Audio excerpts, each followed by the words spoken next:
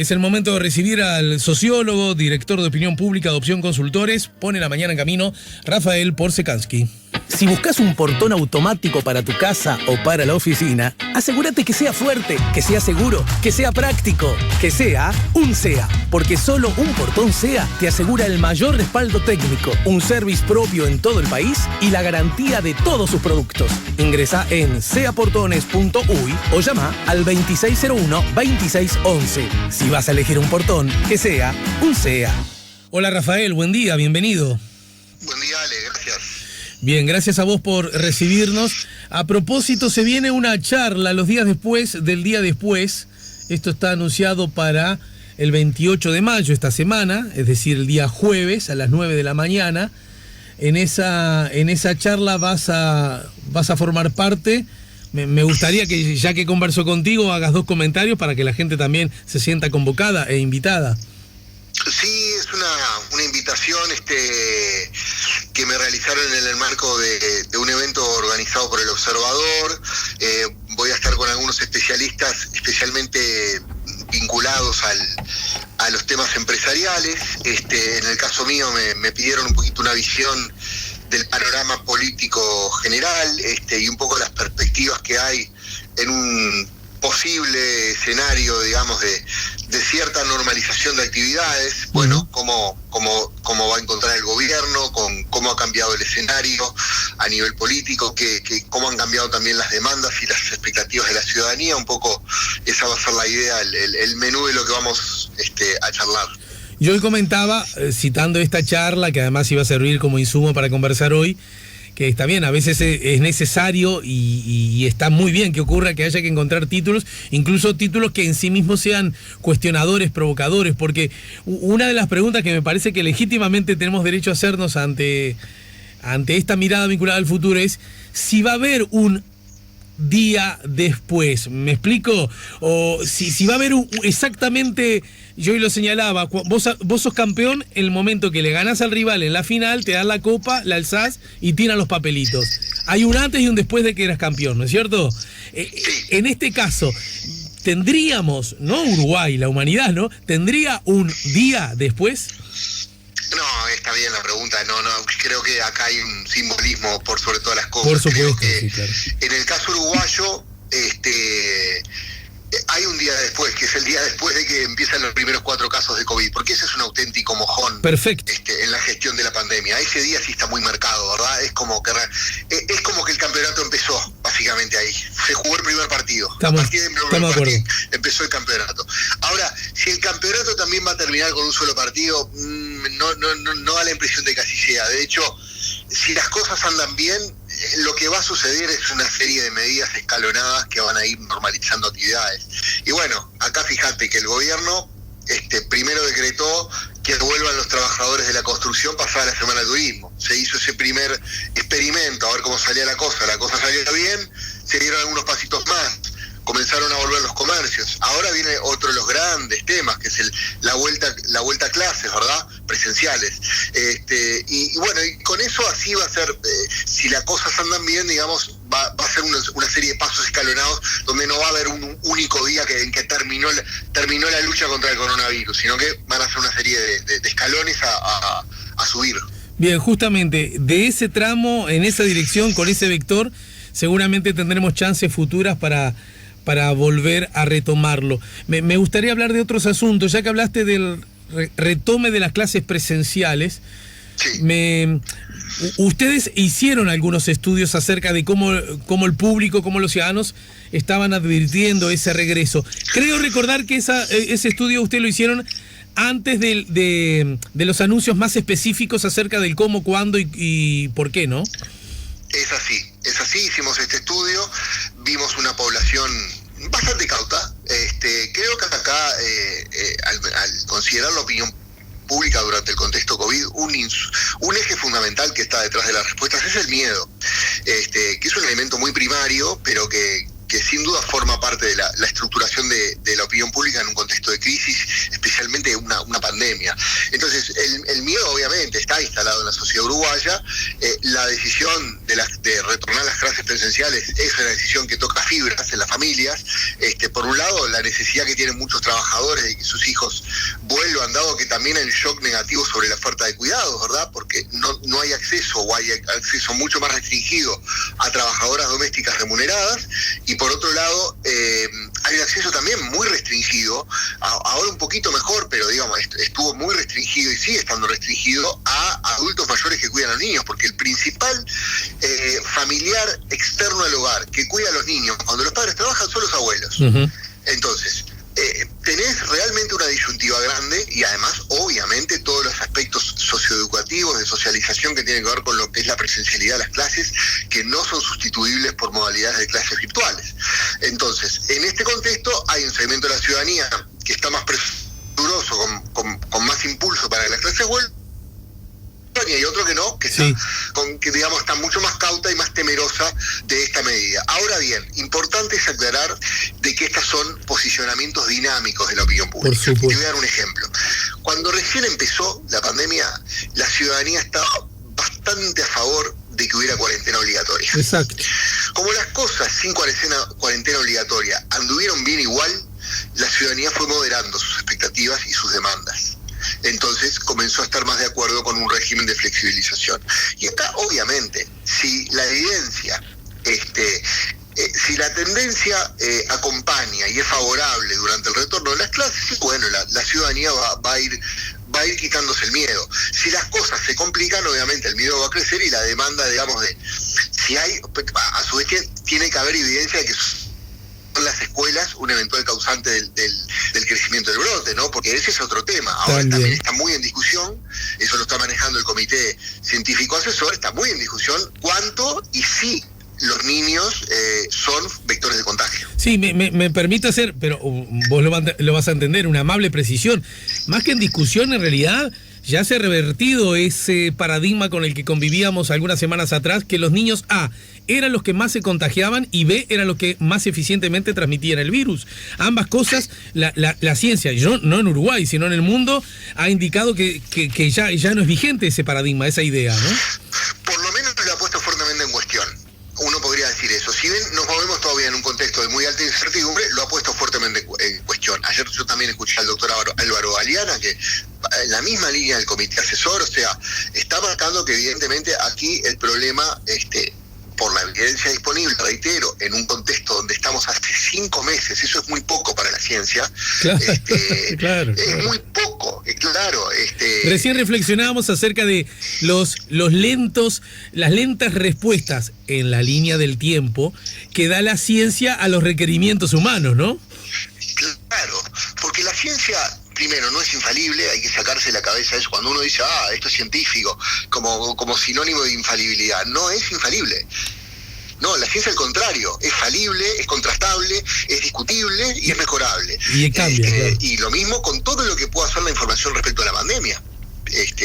Fijar lo que ha cambiado la perspectiva del análisis de los datos respecto a la pandemia es muy grande. Por ejemplo, ahora se está analizando, además de las cifras de muertes oficiales por COVID, se analiza cuál era la mortalidad de la población hace un año o hace 2 años en el mismo punto del año. ¿Por qué? Porque obviamente las estadísticas de registro de mortalidad por COVID no son perfectas, entonces se utilizan otros mecanismos. Así es la ciencia, digamos, provisoria y mejorable. Y en ese contexto vos decías entonces que la gente tiene una mirada acerca de las cosas, mirada que irá cambiando con relativo vértigo incluso, ¿no? De acuerdo a los resultados que esta propia situación vertiginosa tiene. Exactamente. Obviamente, la opinión pública tiene algo de resultadista, eso es natural en el ser humano. Es decir, si al país le va bien, básicamente, con estas aperturas, la opinión pública va a moderar notablemente sus expectativas. Si las cosas van mal, y de pronto probablemente vuelvan las demandas de algo más drástico. También es cierto que hay que ver cómo opera el otro factor y que está pesando cada vez más en la opinión pública, y es la preocupación por el desempleo. Bien, ya vamos a ir a esos datos que tienen que ver, digamos, que son las preocupaciones históricas de los seres humanos, en particular de los países subdesarrollados, ¿no? Que siempre están como atravesados por la angustia de si tengo o no tengo laburo. Ahora bien, vos lo decías acerca de si venimos, hasta el día viernes diría que había una especie de vientito en la camiseta, porque los datos venían muy bien. Sin embargo, se encendió una lucecita, no le pongo el color, pero se encendió una lucecita a propósito del fenómeno Rivera el sábado, ¿no es cierto? Que se suma a algo sobre lo cual aquí en este programa hemos insistido muchas veces acerca del factor Brasil. Brasil ya es el segundo país en el mundo con más muertos, pero además con políticas muy distintas a las que Uruguay ha tenido en la materia, y que se suma, vos incluso lo has señalado, no porque incida en la cercanía, porque hay una cordillera en el medio, pero sí porque siempre le echamos el ojo porque tenemos ciertas similitudes con el caso Chile. ¿Dónde nos colocamos en esas señales que se encienden? ¿Dónde nos colocamos, por ejemplo, frente a un Chile? Frente a un Chile, frente al invierno que se viene, frente a Brasil y la frontera seca tan porosa. Mirá, nos tenemos que colocar en un lugar de un país. Primero, que aunque tenemos que ser muy firmes en decir que los indicadores disponibles que hay sobre Uruguay en cuanto a estos 2 meses son muy buenos. Es decir, es muy favorable realmente la tendencia, comparativamente y en términos propios, digamos. Hay muchísimos indicadores que uno se puede agarrar. La tasa de mortalidad es el primero, es una tasa baja. Es decir, en números absolutos es baja y a nivel de tasa también es baja.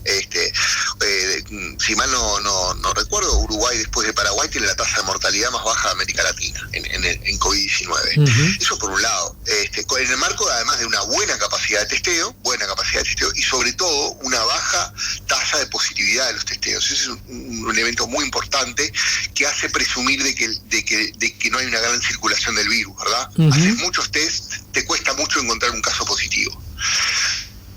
Ese es un buen indicador. Ahora bien, lo que a mí me parece importante subrayar es que la tendencia que estamos viendo no necesariamente augura o asegura nada respecto al futuro. ¿Por qué? Porque esta es una enfermedad de focos. Ya lo vimos con el Vilar de Bo, los residenciales, River. Si aparecen muchos focos, por ejemplo, el primer foco que tuvo Uruguay no fue un foco controlado, fue el foco de casamiento. Claro. Y bueno, ese foco generó un montón de casos. Ese es el problema, cuando vos no controlás los focos, se te dispara la enfermedad. Y si tenés focos simultáneos, tenés un problema serio. Entonces, nada está asegurado, lo que sí hay es un intento de hacer testeos aleatorios, hay mucho aprendizaje sobre la marcha. Uruguay aprovechó el tiempo, es decir, jugó con cartas vistas y aprovechó el tiempo. Mejoró mucho su infraestructura para el combate de la pandemia y la prevención en el tiempo que tuvo. Entonces, eso le cuenta a favor. Pero el caso chileno, que es un caso que empezó testeando muy bien, que tuvo medidas de distanciamiento social algunas fuertes, y todo lo demás, bueno, ya te muestra que, o te sugiere al menos, que las cosas te pueden cambiar en algún momento. Y que hay que estar muy alertas.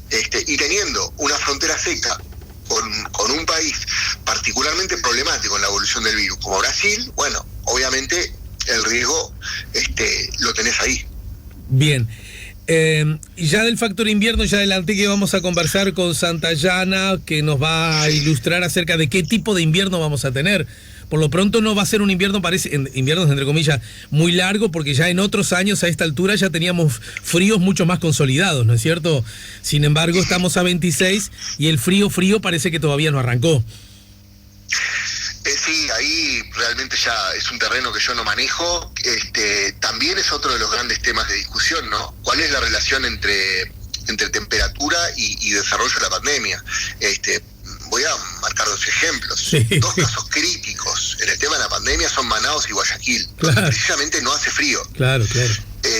Entonces, hay que ver realmente, Y ayuda, Rafael, ayúdame acá a este comentario. Tampoco la cierta mejoría que tuvieron algunos países europeos no necesariamente está vinculada a la benignidad del clima, ¿verdad? No, porque es muy difícil de establecer qué es lo que causa, porque también al mismo tiempo que el clima comenzó a mejorar, los países empezaron con el distanciamiento y hasta con cuarentenas obligatorias. Entonces, claro. ¿Qué es lo que trajo la mejora? ¿La cuarentena obligatoria o la mejoría del clima? No, y además más por el distanciamiento, ¿no? En todo caso, este invierno va a encontrar a los uruguayos más vacunados de la gripe que cualquier otro año anterior, ¿no?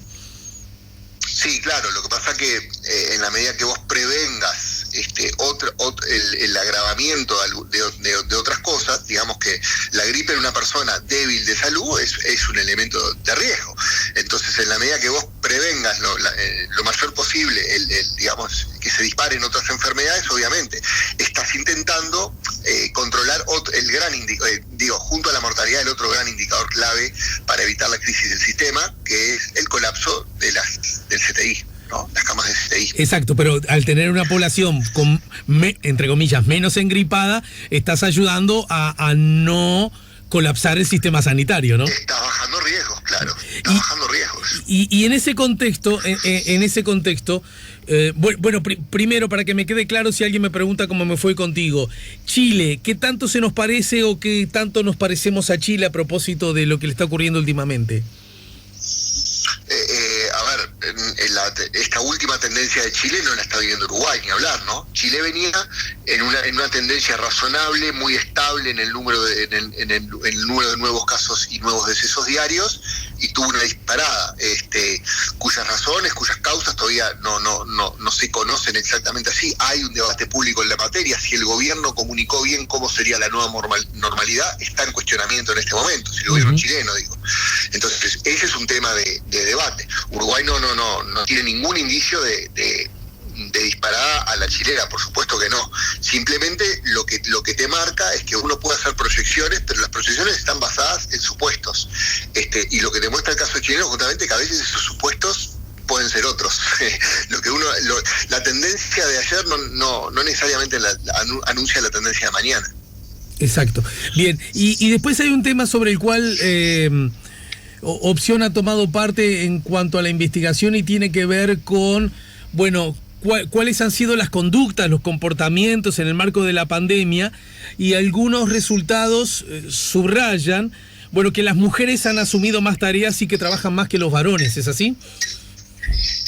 Mira, lo que sucede es lo siguiente. Primero que nada, un shock laboral muy negativo en mujeres y en hombres. Es decir, cae muchísimos puntos el porcentaje de población que está trabajando, y a su vez sube las personas drásticamente en seguro de paro y en desempleo. Estamos esperando todavía las cifras oficiales de INE, pero el otro día, bueno, se publicó una estimación de parte del gobierno, del Ministerio de Trabajo, de que podría llegar el desempleo al 16%. Yo privadamente he hablado con economistas y básicamente comparten una perspectiva de un crecimiento muy notorio del desempleo, que acordate que cerró a febrero, sería al 10,5%. Pero eso, obviamente, nosotros ya lo empezamos a registrar en nuestras encuestas, y eso lo vemos en hombres y en mujeres. Porcentualmente cae más todavía en mujeres, en términos de variación porcentual, no absoluta, y a su vez lo que sucede, yo te decía, tenés un shock negativo en cuanto a la oferta de cuidado, no tenés trabajadoras domésticas, no tenés familiares externos al hogar de apoyo, tenés menos.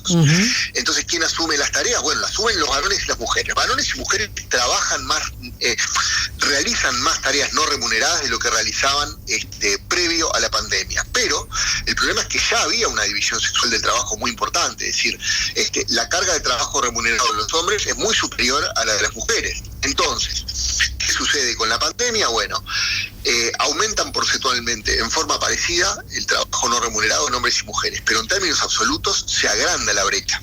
La brecha era de 3 horas, es decir, las mujeres trabajaban antes del COVID 3 horas más que los hombres en tareas no remuneradas, y desde el COVID 3 horas y media.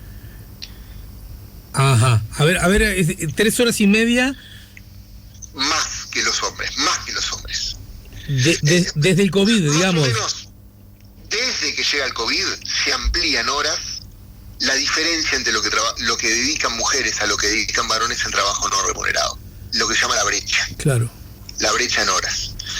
Es decir, el trabajo no remunerado se incrementa en hombres y se incrementa en mujeres, pero la brecha también se incrementa. Pero digamos que esta circunstancia, que es hija del aún vigente patriarcado y la división sexista en perjuicio de la mujer del trabajo. Bueno, yo lo que te digo es que claramente pre-COVID, los uruguayos, hay una tendencia histórica. Por un lado, las mujeres cada vez están más igualadas a los hombres en el mercado laboral. Vos ves principios del siglo XX con la actualidad, y vos básicamente tenías un muy bajo porcentaje de mujeres a principios del siglo XX que trabajaba remuneradamente, y hoy tenés una tasa de actividad, por ejemplo, femenina que supera el 50%. Es decir, hay un cambio permanente a lo largo de las décadas. Ahora bien, todavía continúa una división sexual del trabajo al interior de la familia. Son decisiones tomadas por varones y por mujeres. Esto es importante también de aclarar, son decisiones que toman las familias. ¿Quién va a trabajar más horas en forma remunerada y dónde va a cargar más el peso de las tareas no remuneradas? Y en ese sentido, los hombres trabajan bastante más en forma remunerada, dedican mucho más horas al trabajo remunerado que las mujeres, y a la inversa, las mujeres dedican muchas más horas al trabajo no remunerado que los hombres. Eso ya existía antes del COVID, está muy claramente mostrado, hay encuestas de uso del tiempo anteriores también que también lo muestran, pero lo que pasa con el COVID es que la diferencia en horas dedicadas al trabajo no remunerada se incrementa. O sea, mientras la diferencia en horas era 3 horas antes del COVID, ahora es 3 horas y media. Y ese trabajo en general tienden a asumirlo más las mujeres que los hombres. Sí, ya lo asumían antes del COVID y después del COVID todavía más se amplía la brecha. Pero a ver si se me está escapando un dato, pero justamente esa desigualdad a la hora de asumir el trabajo no remunerado, ¿no es hija justamente de estructuras patriarcales aún vigentes? Bueno, no sé exactamente a lo que le llamás estructuras patriarcales, Ale, pero lo que yo te puedo decir es que hay un sistema de valores y un sistema de socialización de las personas, en el cual todavía se naturalizan más ciertas tareas en los hombres y ciertas tareas en las mujeres. Pero es decir, justamente y también hay elementos, Ale, que son también de preferencias de las personas, que uno puede decir que si están ligados a un sistema de valores patriarcal o no, eso lo podemos discutir en otro momento, pero hay algo claro: cuando llega un hijo al hogar, no es la misma la actitud que asume la mujer frente al hijo que la actitud que asume el padre. Entonces, por ejemplo, muchas mujeres cortan su carrera laboral por un buen tiempo, mientras los hombres siguen trabajando como si nada hubiera pasado. Eso es fundamental porque luego repercute en la experiencia laboral, que es un elemento ligado a las horas de trabajo y al salario, y genera desigualdades como las que yo te estoy diciendo. En Dinamarca, por ejemplo, se observa que la brecha salarial por género es prácticamente nula antes de la llegada del primer hijo y se expande luego de la llegada del primer hijo. Dentro de los hogares se toman decisiones en cuanto al uso del tiempo que varían fuertemente a partir de que se tienen los hijos. Claro, sí, eso está muy claro. Y aún así me parece que todavía puede haber trazas o sesgos patriarcales que podríamos discutir, pero cambiando de tema y hablando de los trabajos no remunerados, a menos que estemos hablando de cosas distintas, se nos enferma un familiar y quien cuida a ese familiar suele ser la mujer, ¿no es cierto? Suele ser la mujer. Incluso paradójicamente, viéndolo con ojos vírgenes, digamos, la mujer muchas veces cuida al familiar enfermo, y este familiar enfermo es muchas veces su suegro, su suegra, su cuñada, que vienen por el lado de la familia de su esposo. Es así, además, y eso, lo que todos sabemos. Pero eso no es hijo. Doméstica remunerada. Claro. ¿Por qué te dije trabajadora doméstica remunerada si puede haber también hombres? Porque está prácticamente universalizado en las mujeres. Es verdad. Es decir, claro, todavía hay una segregación ocupacional muy importante. No, yo me refería a que eso, yo qué sé, y las camas, seguramente hay más varones ahora que tiendan las camas que 50 años atrás, pero yo tiendo a suponer que aún son las mujeres las que lo tienden más, o incluso las que lo ven como algo natural, tender la cama, o lavar los platos, o pasarle un trapo al piso, ¿no es cierto? Sí, claro, el tema es, como te digo, es un proceso. Lo que ha habido es un proceso de progresiva igualación de género, pero incompleto. Sí, completa. No, pero tengo la misma mirada que vos, solo que ese costado, por ejemplo, ir a cuidar a tu suegro, ¿verdad? La mujer, me parece que forma parte de unas lógicas aún vigentes del patriarcado. Pero sí, si le llamás patriarcado a la naturalización de ciertas actividades según el sexo de la persona, sin duda. Sí. Es decir, que se considera que las mujeres son esencialmente, es decir, en esencia, mejores para ciertas tareas y a los hombres mejores para otras. Sí, pero eso es lo que sostiene, sostiene esta división sexual del trabajo. Claro, pero esa definición sería, mira para dónde arrancamos, esa definición sería formidable en la medida que todo haya sido fruto de la más absoluta elección. Y sin embargo, el concepto elegir con libertad cuál es la tarea del hombre y la mujer en la sociedad es algo que por lo menos merece cierta discusión, ¿no? Si se eligieron... Bueno, pero ahí entras en una pregunta filosófica. Si somos libres al elegir. Claro.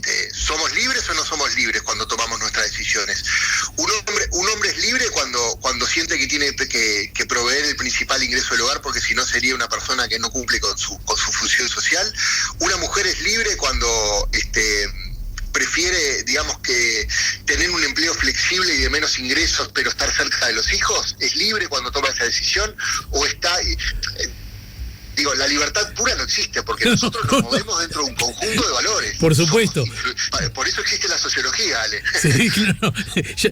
Ya lo creo. Lo que no significa que algunas de esas lógicas a las digamos que nos atraviesan a todos en los planos conscientes e inconscientes, bueno, con el correr del tiempo, A, no hayan cambiado, B, no deberían aún cambiarse más, ¿no? Ahí no te entendí, me perdí. ¿Cómo sería? No, que lo que antes era natural, lógico, ¿sí?, y fuera discusión, llegó un momento que el ser humano dijo, bueno, mira, no está tan bueno que un negro sea esclavo solo por ser negro, para groserearlo en forma bien abrupta, ¿no? Esa es la historia de la humanidad. Lo que de alguna manera se consideraba que era o hijo de una elección o hijo de un orden lógico, alguien entendió que quizás merecería ser cuestionado. Por supuesto, y de hecho, justamente, este tema, si hay un tema cuestionado en la actualidad y a partir de las últimas décadas, y en Uruguay, que ha tenido un empuje fuertísimo a nivel de cuestionamiento en los últimos años, ese es el tema de la división sexual del trabajo. Sí, y con inusual éxito, ¿verdad? La desigualdad de género. Y con subrayado éxito, digo, el nivel de cuestionamiento. Sin duda, yo hace algunos años escribí una columna, que fue en 2017, que dije yo, si tengo que decir en términos sociopolíticos cómo definir este año, diría, este es el año del feminismo, el año 2017. Exacto. Junté varias cosas, ¿verdad? Una marcha del 8 de marzo absolutamente multitudinaria, es decir, había un montón de elementos que me llevaban a mí a considerar que en términos sociopolíticos era el fenómeno más importante del año. Mirá que me está costando a Juan, mi hijo de 6 años, explicarle, porque me lo preguntó el otro día. Nosotros sistemáticamente en mi familia, esto es una cuestión de carácter personal, participamos de la marcha del 8 de marzo, ¿no es cierto? Y él que participa con alegría, con entusiasmo, porque bueno, es la que emana seguramente de su madre y de su padre, él sin embargo me ha preguntado por qué nosotros no tenemos Día del Varón, ¿no? Sí, eso bueno, es verdad. Lo que pasa que, volvemos, es como lo mismo con el tema de la afrodescendencia. Muchas veces hay días de lo que se consideran son las minorías en términos de poder. No, ni hablar. Claro. Y yo abrazo eso. Pero a la hora de explicárselo a un gurí, no es tan sencillo, ¿no? Sí, bueno. Sí, puede ser. Y en este contexto, hay algo que a mí me dio mucho entusiasmo, que te leí, creo que ayer o antes de ayer, en tu columna de Twitter, en un posteo en Twitter, a propósito de las instituciones fuertes, los grandes consensos, algo así como una especie de sello de identidad de Uruguay, y en ese contexto, como hijo de esta lógica, hablabas de la tríada de los científicos, ¿no? De Paganini, Radi, Cohen. Me gustaría que desarrolles un poquito más esta idea.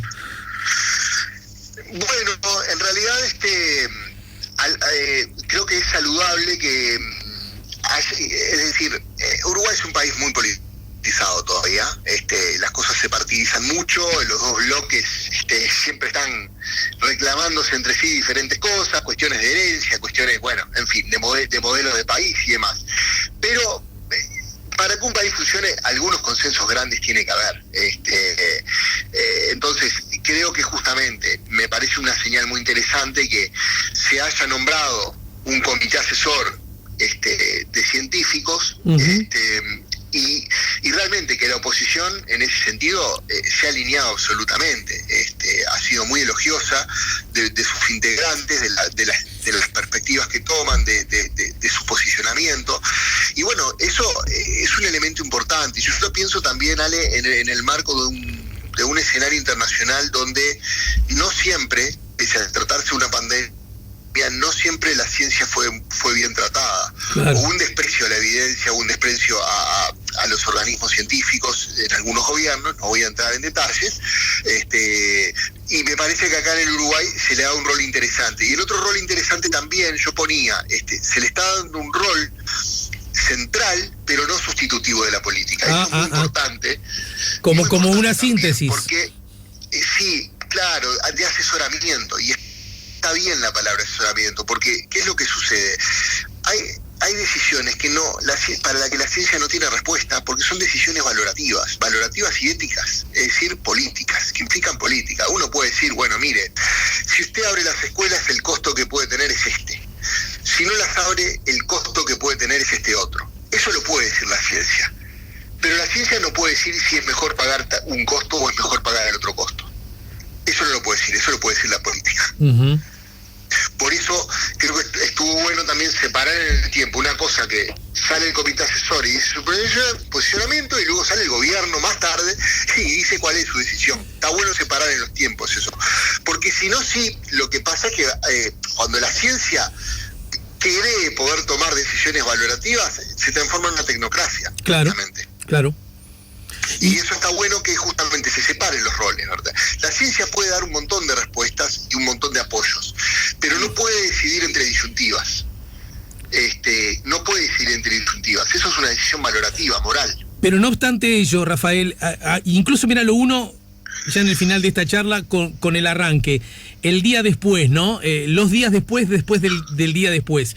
¿Y acaso esta presencia tan subrayada de esta tríada, de este comité asesor de científicos, que además son merecedores de miradas amables y elogiosas del sistema político, todos los que están en el gobierno, los que están en la oposición, pero también de otros actores, ¿no? Desde la propia academia en general, hasta, diría, otros actores sociales. No he escuchado, por ejemplo, al PCNT hablar sobre el tema, pero sí puedo asegurar que no he escuchado hablar en contra de, ¿no? Por decir algo. Digamos, ¿podría este punto no sustituir la vieja pulseada histórica en el Uruguay, ¿no? No sustituir los técnicos en lugar de los políticos, no sustituir los científicos en lugar de los políticos, pero sí desarrollar quizás nuevas formas de vasos comunicantes entre estas áreas, asunto sobre el cual Uruguay, según la academia o voces de la academia, ha tenido un inusual déficit en los vasos comunicantes? Sería muy deseable, Ale. Sería muy deseable. Sería muy deseable que Uruguay tiene varias reformas pendientes. Uno después podrá discutir el signo de esas reformas y el contenido exacto, pero tiene reformas importantes en curso, y ahí el aporte técnico científico es muy importante. Pienso un eje, la seguridad social, la educación. ¿Por qué no los temas de fondo de la criminalidad, las cárceles, cuáles son las mejores medidas de rehabilitación?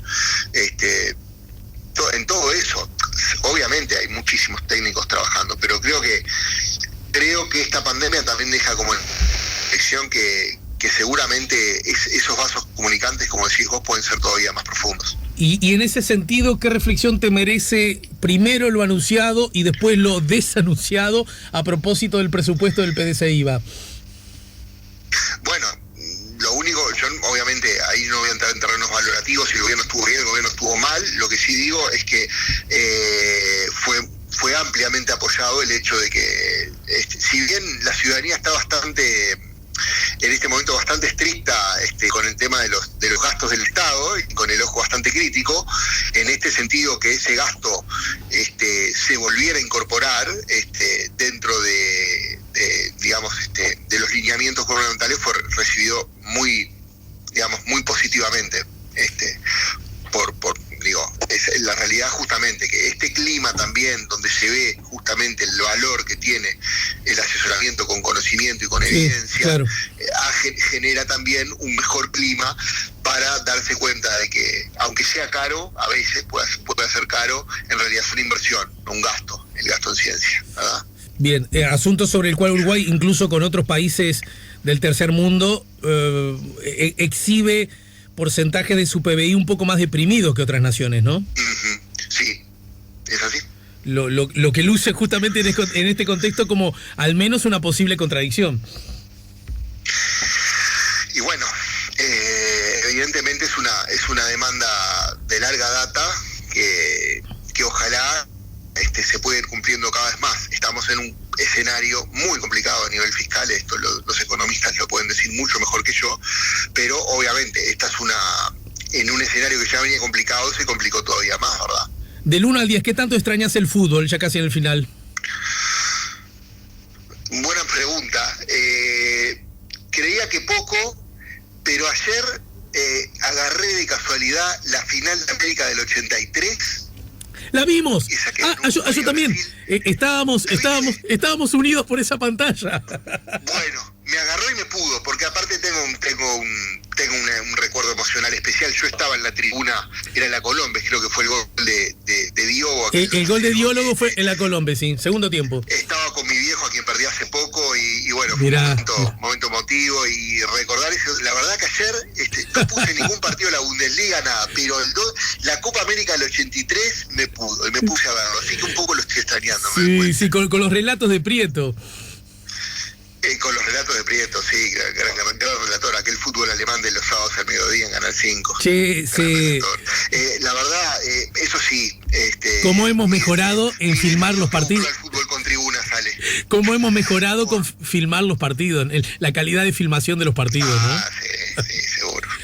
Hay eso sí, que vuelva al fútbol con tribunas cuando vuelva. Es decir, sin tribunas me va a faltar algo, pero bueno, de pronto es lo que hay. Gracias por todo, Rafael, y fuerte abrazo. Un abrazo, chao. Rafael Porsekansky, el sociólogo, director de Opinión Pública de Opción Consultores, nos ayudó a poner la mañana en camino. Si buscas un portón automático para tu casa o para la oficina, asegúrate que sea fuerte, que sea seguro, que sea práctico, que sea un SEA. Porque solo un portón SEA te asegura el mayor respaldo técnico, un service propio en todo el país y la garantía de todos sus productos. Ingresa en seaportones.uy o llama al 2601-2611. Si vas a elegir un portón, que sea un SEA.